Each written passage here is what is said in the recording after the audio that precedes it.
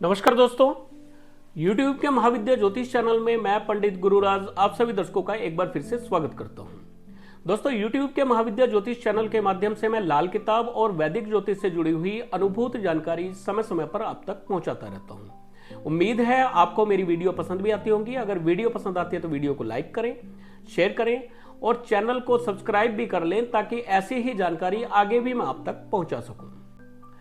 दोस्तों, सूत्रों पर आधारित बहुत सारी वीडियो मैंने आप तक पहुंचाई हैं और जितने भी सूत्र मैंने आप तक पहुंचाए उन सभी सूत्रों को मैंने हजारों कुंडलियों पर जांचा है, परखा है, उसके बाद ही मैंने वो सूत्र आप तक पहुंचाए हैं। और आज भी मैं बहुत ही महत्वपूर्ण और बहुत ही चमत्कारी सूत्र आपके लिए लेकर आया हूं। इन सूत्रों को भी आप याद कर लें और कुंडली पर लगाकर देखें। आप यकीनन मान जाएंगे कि ये सूत्र वाकई ही काम करते हैं। लेकिन याद रहे, जब आप इन सूत्रों को किसी कुंडली पर लगा रहे हो और आपको लगे कि ये सूत्र यहां पर सत्य साबित नहीं हो रहे हैं या सही नहीं बैठ रहे हैं, तो आपको देखना है कि उस ग्रह की, जिस ग्रह को हम देख रहे हैं, उस ग्रह की डिग्री कितनी है। अगर ग्रह 0 डिग्री पे हुआ या अंतिम डिग्री पे हुआ तो हो सकता है उसका फल ना मिले, या ग्रह अस्त हालत में हुआ तो भी उस ग्रह का फल ना मिले, ऐसा हो सकता है। कई बार क्या होता है कि हम लगन कुंडली में जिस ग्रह को जहां देख रहे होते हैं, चलित कुंडली में वह ग्रह किसी दूसरे खाने में चला गया होता है। तो कई बार ग्रह जब अपनी जगह पर नहीं होता है या अपना असर उस खाने में नहीं दे रहा होता है, तब भी सूत्र गलत साबित हो सकते हैं। तो आप एक तो देखें कि चलित कुंडली में भी ग्रह क्या वाकई उसी खाने में है जहां पे लगन कुंडली में है, और उस ग्रह की डिग्री ठीक है, युवा है या बाल अवस्था में भी हो तो कम से कम 5 से 6 डिग्री का जरूर होना चाहिए वो ग्रह। और अंतिम डिग्री भी अगर आप देख रहे हैं तो 25, 26, 27 डिग्री जरूर उस ग्रह की होनी चाहिए। आप इन चीजों को ध्यान में रखें जब आप प्रेडिक्शन करेंगे, ग्रहों का फल बताएंगे, तो 100% आपकी जो प्रेडिक्शन है सत्य साबित होगी। दोस्तों, इन सूत्रों को आपने खानावार देखना है, राशि वाइज नहीं देखना है। और खाने किस प्रकार देखते हैं वो आपको पता ही है। और जिन दर्शकों को खाने के बारे में जानकारी नहीं है, मैं उनको फिर से बता दूं, कुंडली में जहां पर लगन शब्द लिखा होता है वह कुंडली का खाना नंबर 1 होता है।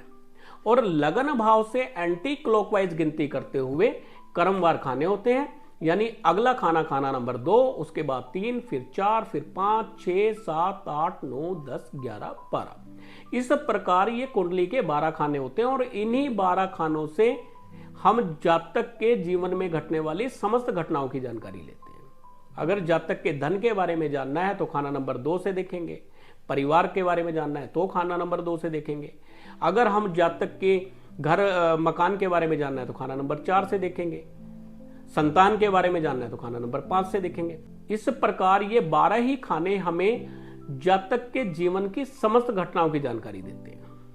तो चलिए ज्यादा समय खराब ना करते हुए चलते हैं सूत्रों की तरफ। दोस्तों, अगर लगन भाव में किसी जातक के सूर्य बैठे हुए हों तो ऐसे जातक के घर में जो पहली संतान होगी वो लड़का होगी, और उस लड़के का जन्म या तो दिन के समय होगा या आधी रात के बाद होगा।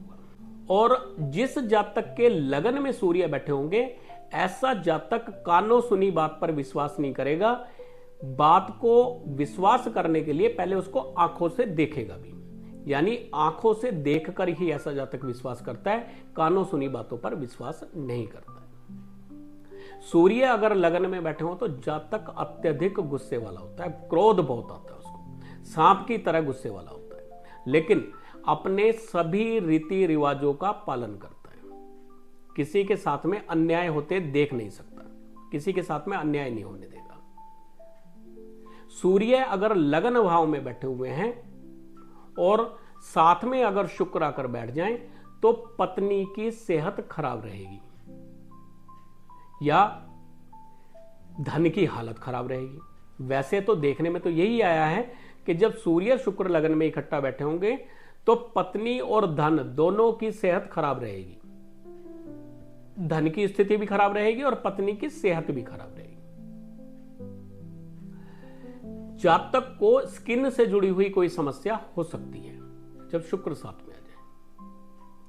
और अगर सूर्य लगन भाव में बैठे हैं और पंचम भाव में मंगल आकर बैठ जाएं, तो ऐसे जातक के लड़के पे लड़का मरता जाए, यानी संतान पैदा होगी और मर जाएगी, लड़का संतान पैदा होगी और मर जाएगी। सूर्य अगर लगन भाव में बैठे हो और मंगल अगर पंचम भाव में बैठे हो। ऐसे ही यदि जन्म कुंडली में सूर्य खाना नंबर 2 में बैठे हुए हो, तो ऐसा जातक धार्मिक कार्यों में दान देने वाला होता है, धार्मिक कार्यों में बढ़ चढ़ के हिस्सा लेता है। सूर्य अगर खाना नंबर 2 में हो, जातक किसी बड़े ओहदे पे होता है और 22 साल की आयु से या 24 साल की आयु से ही धन कमाने लग जाता है। सूर्य खाना नंबर 2 में हो तो उत्तम सवारी का सुख देता है जातक को। अगर सूर्य खाना नंबर 2 में है तो जातक जर जोरू जमीन के झगड़ों में पड़कर अपना सत्यानाश करा लेता है। यानी जिसका सूर्य खाना नंबर 2 में हो, ऐसे जातक को जर जोरू जमीन के किसी के झगड़े में नहीं पड़ना चाहिए। इन झगड़ों से दूर रहे। शुक्र के झगड़ों से जितना दूर रहेंगे उतना फायदे में रहेंगे। सूर्य अगर खाना नंबर 2 में है तो ऐसे जातक को दान लेने से बचना चाहिए। किसी से दान ना ले, मुफ्त कोई चीज किसी से ना ले, खासकर तब जब चंद्रमा भी 8वें खाने में बैठे हो। खासकर दूध से बनी हुई चीजों का या दूध का दान लेना जातक के लिए बर्बादी का कारण बनता है। जन्म कुंडली में सूर्य अगर खाना नंबर 2 में हो, मंगल लगन भाव में हो और चंद्रमा 12वें भाव में हो, तो ऐसे में सूर्य अपने शत्रु ग्रह की चीजों पर बुरा प्रभाव डालते हैं, चाहे वो जीवित हो चाहे वो निर्जीव वस्तुएं हों। जैसे सूर्य का शत्रु शुक्र, शुक्र यानी स्त्री, स्त्री की सेहत खराब रखेंगे, धन की स्थिति खराब रहेगी, भौतिक सुखों की कमी यहां पर पैदा हो जाएगी जब सूर्य खाना नंबर 2 मंगल लगन भाव में और चंद्रमा 12वें भाव में।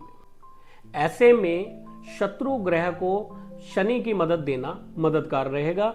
यानी धर्म स्थान में नारियल, तेल, बादाम, शनि की चीजें दान करनी चाहिए, क्योंकि सूर्य खाना नंबर 2 में बैठेंगे और वहां उनके शत्रु हैं शुक्र।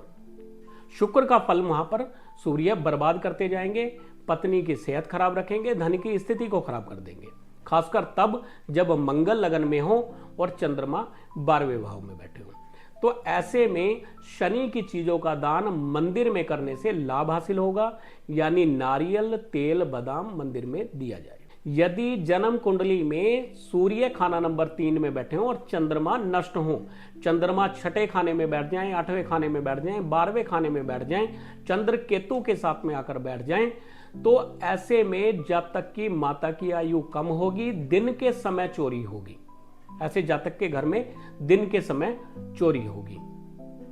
और ऐसे जातक के कुंडली में, अगर ऐसे जातक की कुंडली में लगन भाव में भी मंदे ग्रह पर बैठे हुए हो, शत्रु ग्रह बैठे हुए हो, तो पड़ोसी बर्बाद होंगे। अगर लगन में राहु आकर बैठ जाए तो सूर्य को ग्रहण लग जाएगा। सूर्य खाना नंबर 3 यानी पड़ोस में बैठे तो पड़ोसी भी यहां पर बर्बाद होंगे।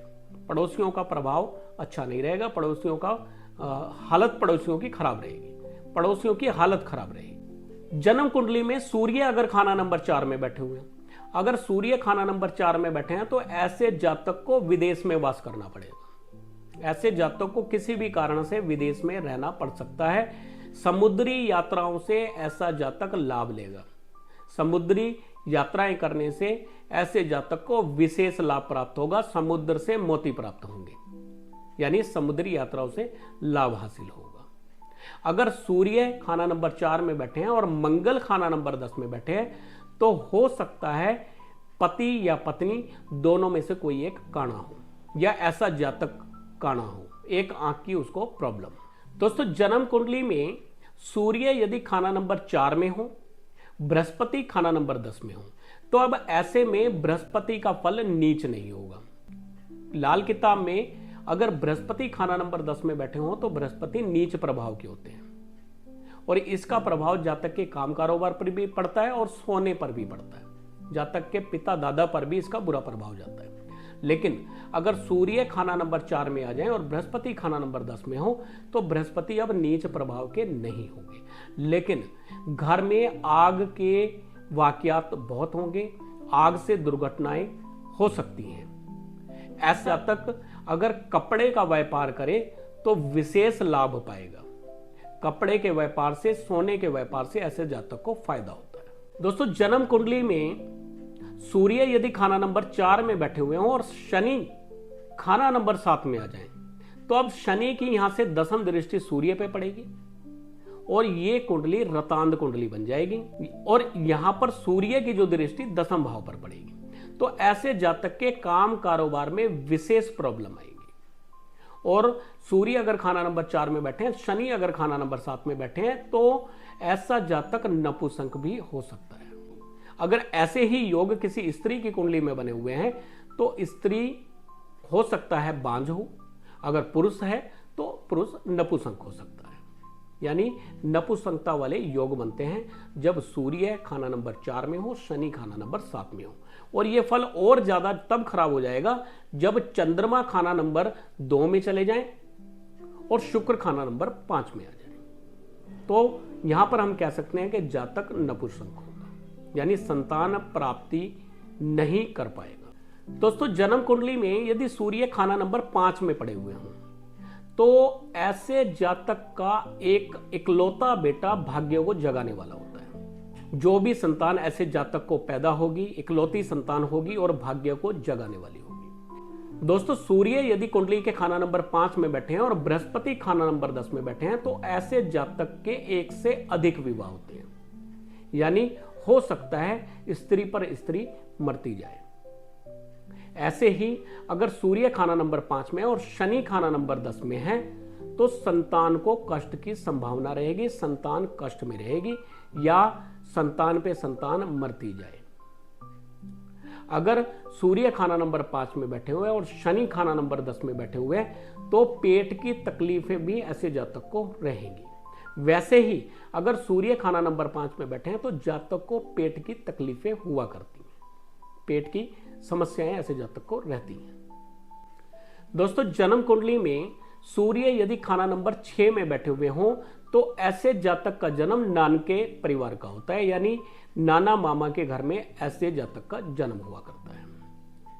और अगर सूर्य कुंडली के खाना नंबर 6 में बैठे हैं, राहु खाना नंबर 2 में बैठ जाए, शनि खाना नंबर 8 में बैठ जाए तो ऐसे जातक के राज दरबारी मंदे परिणाम होते हैं, यानी सरकार की तरफ से ऐसे जातक को बुरे परिणाम मिलते हैं और सेहत की तरफ से भी बुरे परिणाम ऐसे जातक को मिलते हैं। सेहत भी ऐसे जातक की खराब रहती है, सरकार की तरफ से ऐसे इंसान को प्रॉब्लम रहती है और पिता को भी शारीरिक कष्ट की संभावना बनती है। सूर्य को यहां पर ग्रहण रहेगा।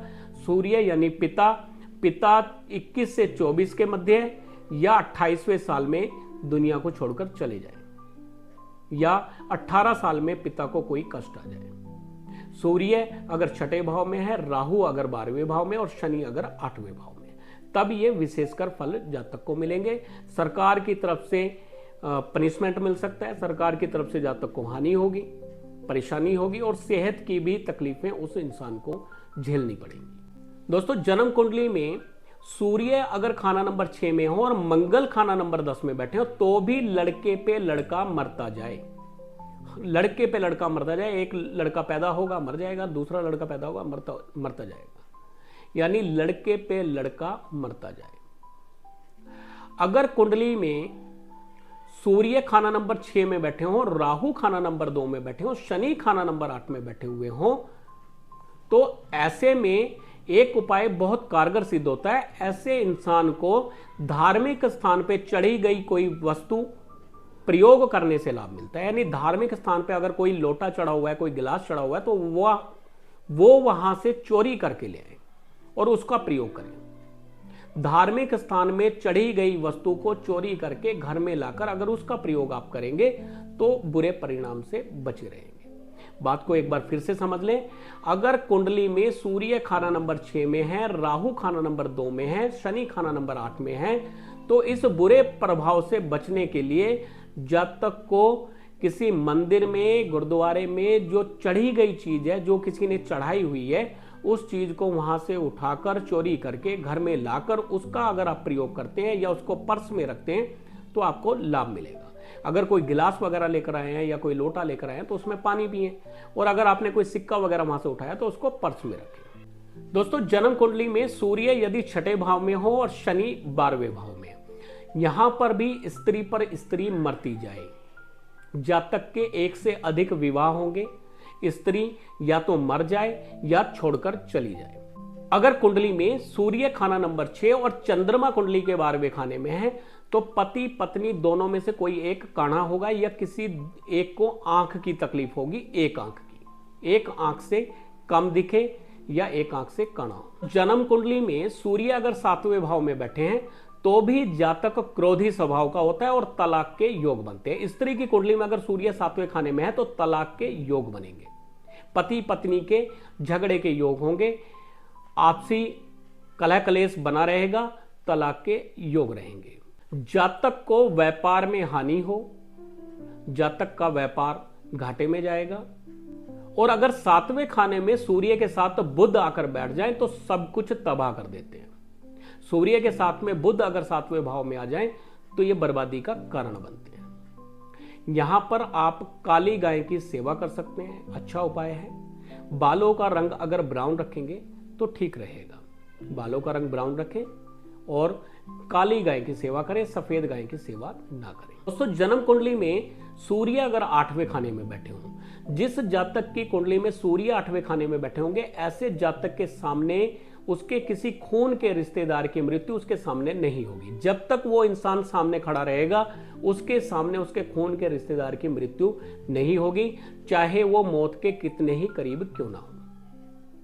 अगर सूर्य खाना नंबर 8 में है तो पिता की सरकारी नौकरी के योग बनते हैं, पिता की सरकारी नौकरी हो सकती है। यहां पे जातक अगर दान ले तो बर्बाद होता जाएगा, दान लेना ऐसे जातक के लिए हानिकारक होता है। जन्म कुंडली में सूर्य अगर 8वें खाने में बैठे और अगर मंगल की दृष्टि सूर्य पर पड़ती है कहीं से भी, तो ऐसे जातक के ऊंचाई से गिरकर चोट लगने के योग बनते हैं। अगर सूर्य 8वें खाने में है और मंगल की 4th, 7वीं या 8वीं दृष्टि अगर पड़ रही है मंगल के ऊपर, तो ऊंचाई से गिरकर चोट लगने की संभावना रहेगी, ऊंचाई से गिरकर चोट लग सकती है। तो आज जो मैंने आपको सूत्र बताए, इन सूत्रों को आप कुंडली पर लगाकर देखिए, बहुत ही अचूक सूत्र है, प्रयोग करके देखिए और कमेंट करके मुझे जरूर बताइए।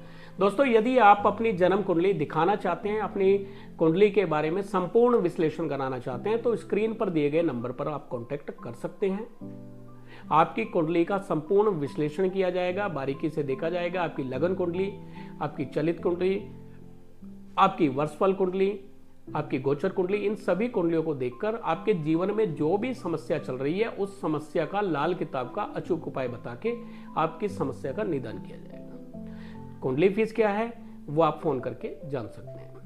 तो उम्मीद है आज की वीडियो भी आपको पसंद आई होगी। अगर वीडियो पसंद आई है तो वीडियो को लाइक करें, शेयर करें और चैनल को सब्सक्राइब भी कर लें ताकि ऐसी ही जानकारी आगे भी आपको मिलती रहे। फिर मिलेंगे अगली वीडियो में, तब तक के लिए नमस्कार।